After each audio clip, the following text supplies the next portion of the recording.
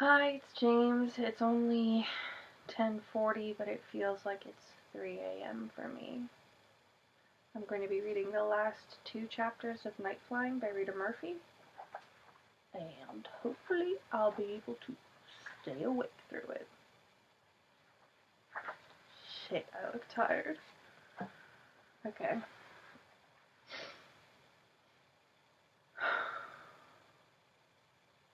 Chapter 10. My family will form the circle at dusk in the clearing. I have an hour before I need to prepare myself, so I climb up the east hill to the cemetery. It will be a good evening for flying.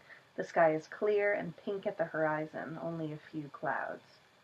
I've come up here looking for answers.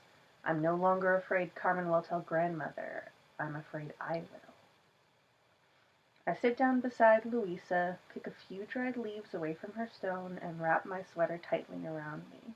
The field mouse scurries away into the woods with a nut in its mouth. I wish I were that little mouse tonight, with nothing else on my mind but eating my nut for dinner and curling up in a hole. Instead, I have to prepare for grandmother's question. Do I lie to stay in a family in which I'm not even sure I belong, or do I speak the truth and be sent away?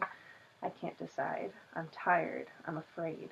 I can't ask Mama or Suki or Eva to help me. I can't ask Carmen. I can only ask the women who came before. Louisa's stone is in the best condition. Surrounded by others, it has not taken the beating of wind and snow and rain as the others have. Louisa Carmelina Stravona Hansen, 1862 to 1924, beloved mother of Gilda Meredith Franklin Hansen. I wonder what mine will say one day. Beloved and obedient daughter, keeper of secrets.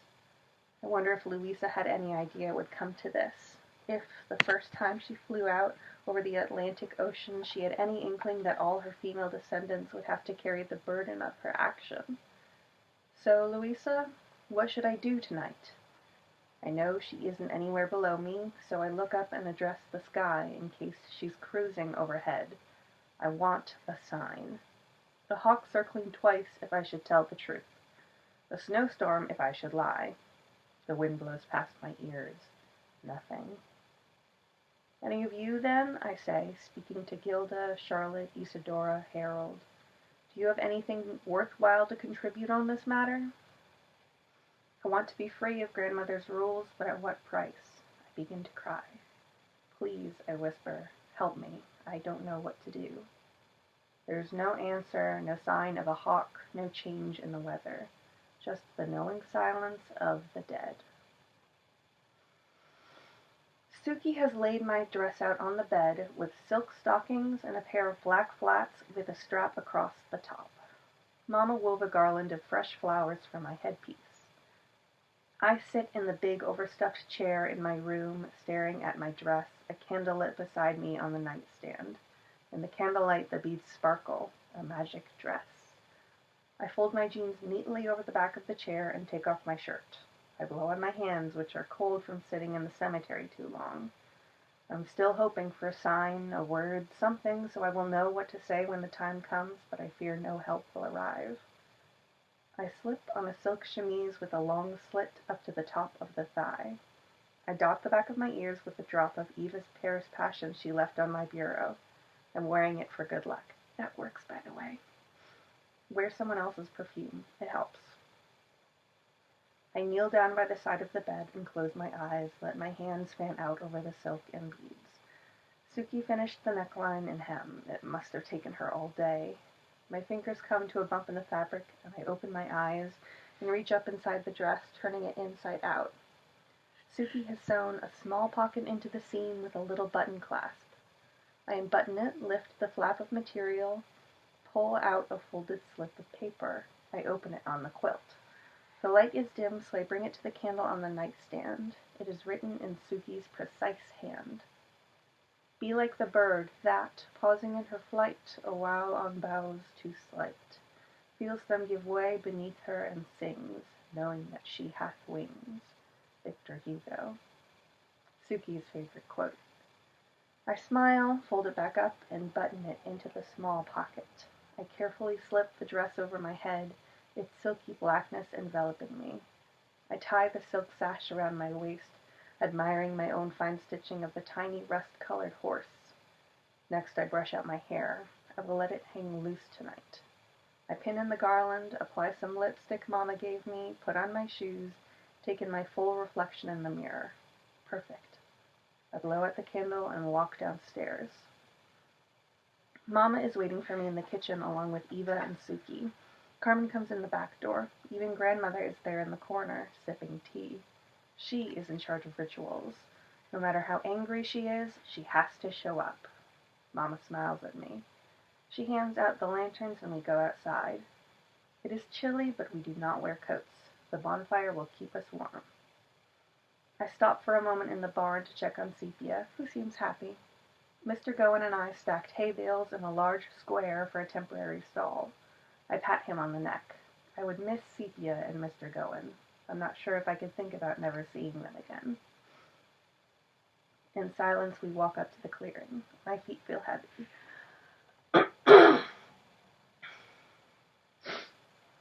My heart is racing. There is some light in the sky when we leave the barn, but by the time we reach the clearing, it is dark.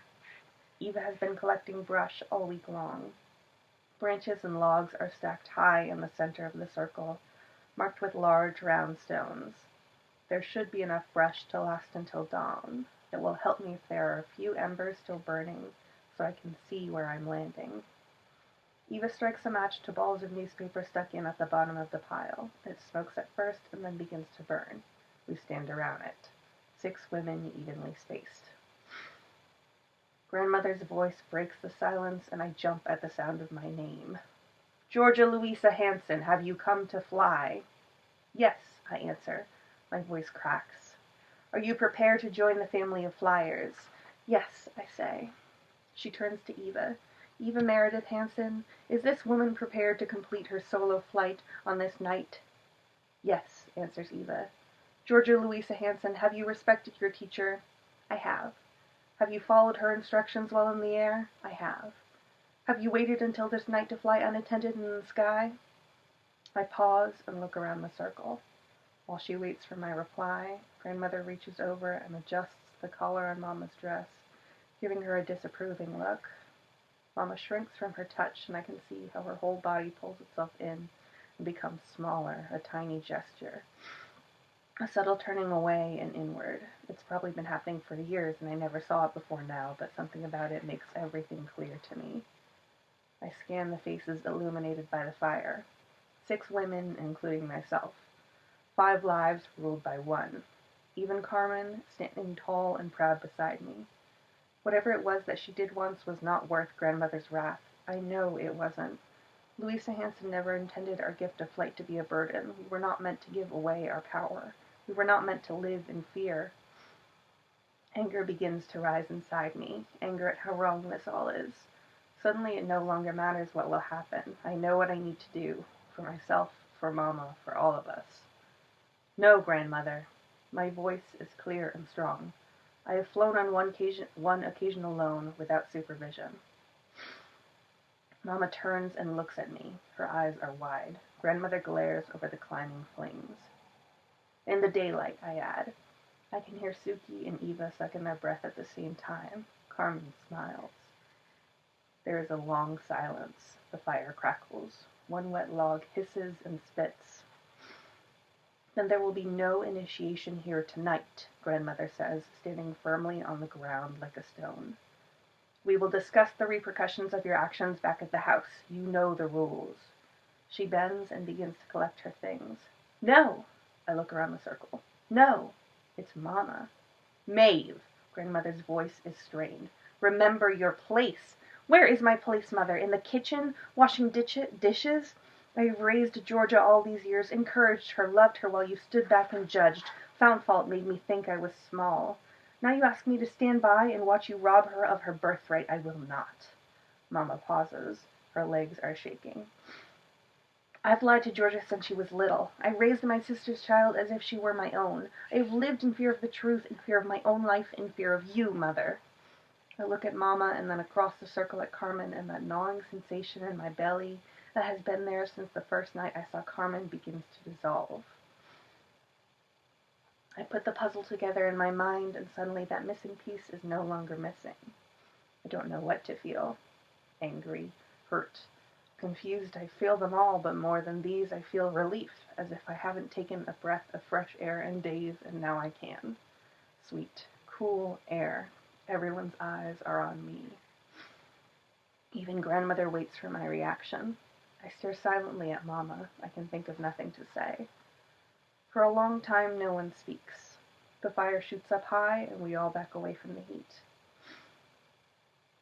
We will take a vote, says Carmen. All in favor of Georgia being initiated tonight, say yes. Everyone's voices rise in a powerful yes, all except grandmother's. Carmen speaks again. We've all made mistakes, Mother. We've kept the truth from one another. It's time to change the rules. We can make new ones, rules we can live with. Grandmother holds up her hand. Enough! I can see for myself how things are. I do not need a sermon, especially from you. Her voice is hard. If you initiate Georgia tonight, that is your business. I will have no part in it. The tradition means something to me, so I can see it means nothing to you. She picks up her lantern and heads for the house. Grandmother is stubborn, and she rarely stays around to argue. She feels it is beneath her to enter into debate with any of her daughters. What a bitch! She is used to having her own way on most matters and threatening us with banishment if we challenge her. Grr! With Carmen's news about Isidora's will, she has nothing to hold over us any longer, and I think she knows it. There's a moment of silence as we watch grandmother's dark figure disappear into the trees. She'll come around, says Suki. Or she won't, Eva adds quietly. But even if she doesn't, we have each other. For the first time since she came, Carmen is included in the we. Suki pulls her mandolin from its case and begins the song she wrote for tonight. It is about flying home at dawn. She teaches us the refrain and we join her, 5 women's voices rising up above the pines. When the fire is at its height, each woman steps forward and offers me one blessing. Eva brings my bundle. May you have a home on the earth and in the sky.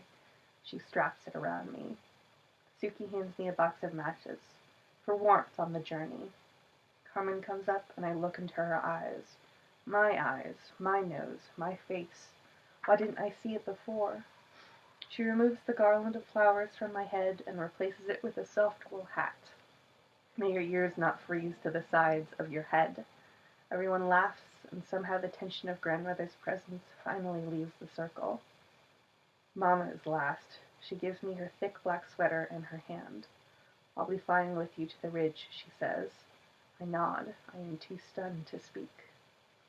Before we take off, Mama turns to Eva. Thank you, Eva, Mama says. My pleasure. Georgia was an excellent student. Eva kisses Mama on the cheek. I'm glad for you, Maeve. You should have been flying with her all along. Then Eva turns to me. Well, kid, it's been fun. This is your big moment. Fly like the wind. I hug Eva and give Mama my hand. She seems younger, a great weight taken from her shoulders. The wind picks up, we start running together, and suddenly it doesn't matter to me about Sepia or Carmen or grandmother. I am holding the hand of a woman who has loved me all my life. One chapter left.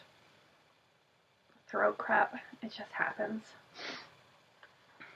How many pages? Ooh. Okay. Yeah, we can do this. Together we fly to the ridge. Mama holds my hand the whole way. We're both nervous. She is a bit shaky and occasionally glances over to make sure I'm still beside her and know where I'm going. 16 years of being grounded can work on a person's confidence, but she does just fine. She is beaming, and I know she is proud of herself for speaking up to grandmother and coming with me. We both land about 100 feet from the edge. Behind us, the house is dark except for a light in grandmother's window. I feel sorry for her sitting all alone with her rules and traditions. I wonder what she could be doing. Certainly not reading. When she is upset, she is unable to concentrate. The only thing that has ever calmed her is flying, and I don't think she would go out tonight. There's a chance she could bump into me, and I don't think she'd want that. I see the shaft of light peeking out from under the barn door. I have a strong urge to check on Sepia. Mama reads my mind. I'll check on him before I go to bed, she assures me. Mama spreads a blanket on the ground and we sit down in our beautiful black dresses. It's chilly, so I wrap myself in the sweater Mama gave me. She does not look cold at all. She does not look small or frail or weak. She looks strong and determined. When Carmen was 18 years old, Mama begins, she met a boy at the Valentine's Day dance over at the Garrison Grange. Mother had forbidden Carmen to go, but Carmen was always wild like the wind, taking chances. Sam was 19, shy, handsome. He was a student at the university home for the weekend. After the dance, Carmen and Sam spent the night together in a little sugar shack on his father's farm. When Carmen returned home before dawn, she told Mother she had been flying as usual. Sam came home every weekend after that, and Carmen would meet him. After a couple of months, Carmen started getting sick in the mornings, and she knew she was pregnant. When she couldn't hide it any longer, Carmen told Mother that she was going to marry Sam, and Mother was furious. Not that Carmen was pregnant, but that she wanted to bring a man into the family. Mother could tolerate a baby, but she could not risk having a man who would challenge her authority, especially a bright man like Sam. It was hard on all of us. Mother forbade Carmen to tell Sam or ever see him again. The pregnancy was hard on Carmen. It took all her strength to carry you. She wasn't strong enough to stand up to Mother then, so she spent most evenings in her room, plotting to run away with you and Sam after you were born. Even and Suki were little then, 10 and 8, but I was 15 and I knew what was going on. Sometimes I would bump into Sam in town and he would ask me about Carmen. I'd tell him that she was fine, but that she was not allowed to see him. He had no idea about you being on the way then. He only found out later. You came early. We had planned to take Carmen to the University Medical Center when the time came, but there was no time.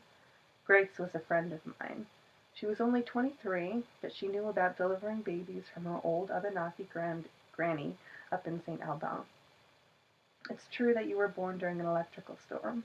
The power and phone lines were down that night. Mother was out with Beulah, so I ran down to Grace's house and begged her to come. She didn't want to do it at first. Alice was not even a year old then, and Grace had never delivered a baby alone. But there was no one else, and Carmen needed someone who knew more than I did, so Grace finally agreed to come. Alice slept in my bed while Grace delivered you in the kitchen in front of the wood stove. It was a cold night, and the stove was the best source of heat in the house. We lit candles all over the kitchen, so when you came out, it was like a church in there. Carmen hardly made any noise at all. It was almost like she left her body entirely during the birth. When she saw you for the first time, she began weeping. "She'll never let me keep her," she said over and over again. "She'll never let me keep her." Well, somehow Sam had heard about Carmen being pregnant. It was amazing that anyone found out, given the way your grandmother covered over the whole thing. Carmen had graduated from Hawthorne Valley the spring before, so your grandmother told everyone she was off at a fancy college in Rhode Island, and she wouldn't be home until Christmas. I don't know what she intended to tell people when Carmen appeared with a baby in her arms at the Hawthorne post office. It never came to that, though. Maybe Mother knew it never would. Mama looks down at her hands. The morning after you were born, Sam drove over. I think Grace probably told him about what had happened. He wrapped you and Carmen up in thick wool horse blankets and put you both inside the cab of his truck. They say everything in life has timing, and in this case it was true. Mother pulled into the driveway as Sam was leaving. There was a bad scene. Mother told the two of them they could go and never come back as far as she was concerned, but the baby had to stay here. If you had been a boy, Carmen could have taken you, but you were a flyer. Mother would never let you go. I think Carmen knew all along she was totally unprepared to be a parent. Mother convinced her she could never care for a baby with only Sam to help. Carmen was so weak then. She just gave in. Mother paid them a lot of money to start a life somewhere else with the agreement that Carmen would leave you here and not try to see you until the eve of your 16th birthday. It's strange that Mother even made that concession, but she did. Carmen and Sam agreed to leave and try to make a life for themselves in California, where Sam had a cousin who lived by the ocean. I remember the way Carmen looked at me that morning as she handed you to me. She said, "Take care of my baby, Maeve, will you? Take good care of her." I nodded and tried to smile, but I was crying too hard as we hugged each other. She had to go, I knew that, but it hurt all the same. Her leaving without you seemed cruel and unfair, and that was just the beginning of her grief. Sam was killed in a car accident a year after they moved out there. Carmen sent a note to tell us. I thought Mother would have pity and invite Carmen home once Sam was gone, but Mother would not even let us respond to Carmen's letter. Mother helped care for you while I finished school, and then when I graduated, I took over full-time. Thinking back, I see that it was a perfect plan for her. I was shy and quiet. Mother had successfully convinced me that I was frail and dependent on her for my living, so I was easy to control. She gave you to me because she knew I wouldn't try to leave. I wrote to Carmen once a month telling her all about you, but Carmen said it was too painful to hear about you long distance, especially without Sam. She asked me to stop. I believe neither Sam nor Carmen ever wanted to leave you. All I can say is that we were young and afraid, and Mother controlled our lives so rigidly we could barely think for ourselves. She broke that for all of us, Georgia, and I am grateful. She stops and we look at each other. I don't know what to say. I have always felt bad about not telling you the story before. I meant to, but by the time I'd worked up the courage, you'd stopped asking. I think of you as my daughter, Georgia, but you are Carmen's daughter too. And in her way, Carmen loves you very much. She has spent her life alone.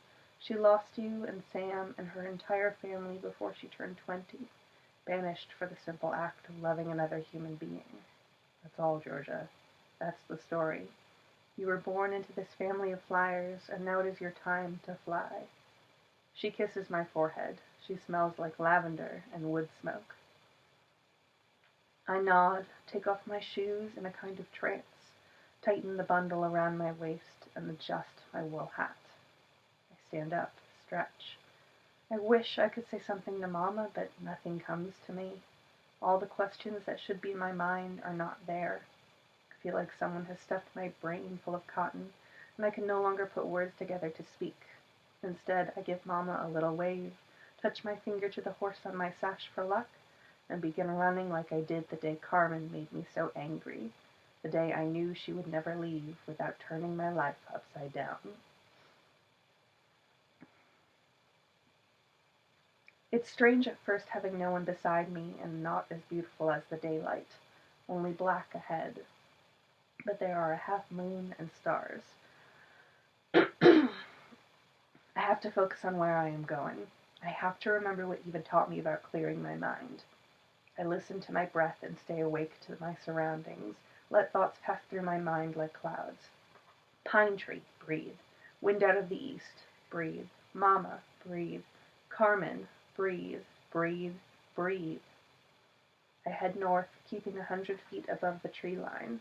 It takes me about 10 minutes to reach the river. I circle a few times and then fly over the pine forest at the edge of the reserve. Luckily, there is some light from the moon, and I can see the reflection of water off the small lake Eva pointed out to me the night before last. I make preparations to land. As I descend, noise behind me like a bunch of chattering women breaks my reverie. Geese, looking for a place to land for the night. I quickly increase my altitude. Geese are incredibly strong in formation. A flock could knock me out of the sky. The direction of their honking changes, and I can tell they are below me now, passing underneath. I'm relieved. Now they won't fly into me, and they won't poop on me. I can't imagine how hard it would be to get goose poop out of my hair. I look below me, and the sky is turned white. Snow geese! The tops of their sleek bodies like angels against the blackness, like clouds. For a moment, I imagine I can land on top of them, and they will carry me off to some enchanted kingdom on the other side of the sun, like Thumbelina riding to the land of the flower fairies on the back of a swallow. For several minutes, we fly on parallel planes. I am thrilled to be one of them. They honk and I honk back, though I'm not a strong honker myself. Soon, though, they move on in search of their own camp for the night. "Good night! Safe landing!" I call out, hoping they can understand me. I have a strong desire to turn to my right and ask Eva for advice, but I am on my own. This is the most difficult part of flying for me, judging the distance and timing on descent. I find that clear patch again by the lake and land, gently pressing my arms back and closer to my sides. I land running, bringing my arms forward and stopping right at the edge of the lake. I take a deep breath. The woods are quiet, no sign of my geese friends. I shake out my arms. I was tense on the flight, and now I ache from holding my body stiff against the wind. Exhausted from the day, all I want is to find a sheltered place inside a stand of pine, open my bundle, and fall asleep. It takes me several minutes to find the right spot and unstrap the bundle from around my waist. Inside, Mama has rolled up a pair of heavy sweatpants and a thick flannel jacket, one extra pair of socks, and a chocolate bar. I put everything on, tucking my dress into my pants, and wriggle into my sleeping bag. The woods are quiet at this time of the year, only the sound of a few stubborn beech leaves scratching against one another in the breeze. There are no crickets to sing me to sleep, too cold for crickets. I imagine if I were not comfortable being out in the night, this might frighten me, but I find it strangely soothing. As I lie on the ground, all the events of the day drain out into the earth beneath me. I decide I have my whole life to figure everything out. For now, I must sleep. In the early hours of the morning, I am awakened by the crack of a branch near my head. I open my eyes. I do not move. The sky is still black. Georgia? A voice whispers. A chill goes up my spine. It is very eerie to hear your name whispered in the woods when you think you are alone. Are you awake? Maybe it's a dream. Maybe it's an old Abenaki spirit come to haunt me. After yesterday, I wouldn't be surprised at anything. I nod so as not to offend any spirit, dream or otherwise. Carmen's face bends down over me. I breathe a sigh. Carmen, I sit up. You snore, she says, laughing. If you'd had a day like I had yesterday, you'd snore too. Carmen laughs again, sits down cross-legged on the ground beside me. She has changed out of her dress and is wearing a thick pair of black wool pants and a sweater. There is an uncomfortable silence. I'm on my way home. I didn't say goodbye to you or give you this. She hands me a locket. On one side is a picture of me when I was about your age. On the other side is a picture of your father, Samuel Gowen. Gowen? Yes, Sam was Mr. Gowen's oldest boy. Her lips turned down a little. Yes, Sam was Mr. Gowen's oldest boy. Her lips turned down a little at the mention of his name. So Mr. Gowen is my grandfather, I ask? That's right. Sam made Mother promise that Mr. Gowen could see you whenever he wished. I made Mr. Gowen promise he'd look out for you, not let the old lady get too tight a grip around your soul. And Mr. Gowen told Mother that if she ever tried to keep him from seeing you, he'd tell you everything one day. So Grandmother hired Mr. Gowen to work for us, and in exchange he promised not to tell. Geez, Carmen, I'll never get back to sleep now. I don't think my brain can handle any more new information. I know it's a lot. But I won't see you for a while, and I wanted you to have this. Thanks, I say, taking the locket. I open it. My parents.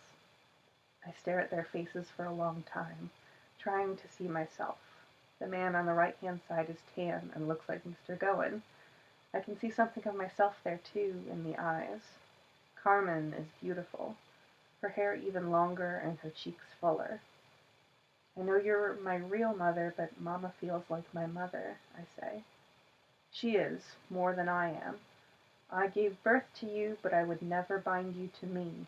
I'm not the mother type, you know? Stick with Maeve on that one, okay? Okay.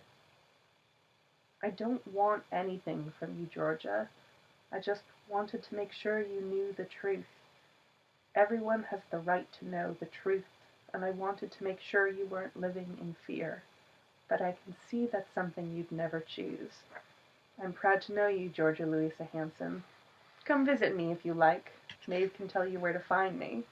I have to get going now. I have a life to get back to, believe it or not. I nod. Have a safe trip, I say. I want to give Carmen something to take back with her, but all I can think of is a piece of advice. Eva says it's best to avoid going over the Great Lakes. I go that way on purpose. Carmen smiles at me. I like a good strong wind. It gives me something to come up against. I stretch out my hand. Carmen takes it and pulls me to her in a fierce hug. Brief and hard, so when we pull away, I can still feel the imprint of her body against mine. She runs the tips of her fingers over the crown of my head and disappears into the trees. They say it is always darkest before the dawn. It's true.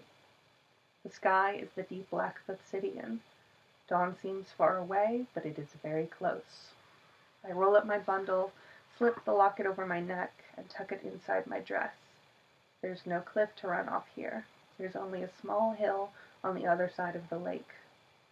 I'm not as confident with this kind of takeoff, but I remember Eva's words. It's easier with a cliff, but you can take off from the bottom of a dry riverbed if necessary. When I reach the hill, I pull my hat tighter over my ears and run up as fast as I can. By the time I reach the top, I have enough air beneath me to let go and fly. There is a faint hint of light at the horizon as I come into view of the house. No lights are on. The widow's walk looks deserted and lonely. Before I head for the clearing, there is something I need to do. I fly over the roof of the barn in the direction of the upper meadow and hover for a moment above the cemetery. In all the years I've flown with Eva, we've never once come up here. This is my first time viewing it from the air, and I laugh, thinking this must be what Louisa and Gilda see whenever they pass over. The stones look smaller from this angle and not as crooked as teeth, more like little gray fingers reaching up out of the darkness. Thank you, I call down to the stones. Thank you for the gift of flight. A meadowlark whistles in the dogwood trees. A leaf brushes my cheek. I roll over once and fly east in the direction of the dawn, toward the fading embers of the fire and the dark figures of 3 women waiting. Nice. I was really, really tired before I started reading this. And now I'm really glad that I did. This is, I guess, the longest video yet, and the last one. I'm super tired. Bye.